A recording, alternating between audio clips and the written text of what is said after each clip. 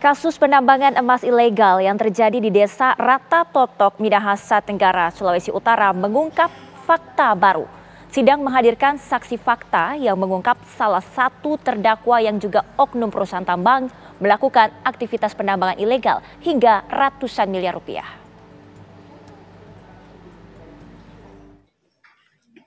Sidang lanjutan kasus dugaan mafia tambang emas ilegal Rata Totok kembali bergulir di Pengadilan Negeri Tondano, Minahasa sejak Senin dan Selasa lalu.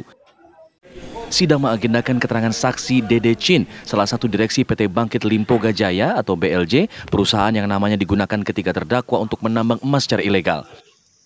Dalam kesaksiannya, Dede mengungkapkan terdakwa Arni Kumolontang menggagalkan perizinan perusahaan yang sedang berproses di Kementerian SDM, padahal yang bersangkutan sudah dipecat dari posisinya sebagai komisaris karena pelanggaran berat.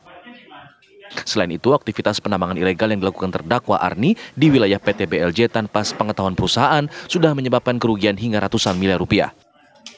Permasalahan yang sudah terjadi saat ini sudah ada penambangan secara masif di lokasi kami. Kemudian dari awal Pak Arni melakukan upaya perubahan password dengan user juga, baik di OSS maupun di Minerba. Nah, terkait permasalahan ini sehingga kami juga dirugikan PT Bangkit Limpoga Jaya untuk secara administrasi perpanjangan perizinan. Sementara itu, dalam sidang lanjutan, berdasarkan keterangan saksi fakta, terungkap bahwa PT BLJ memang belum bisa melakukan operasi pertambangan karena belum memiliki dua persyaratan, yaitu keberadaan kepala teknisi tambang dan rencana kerja anggaran belanja. Sementara terdakwa Arni bersama dua terdakwa lain sudah melakukan aktivitas pertambangan secara diam-diam.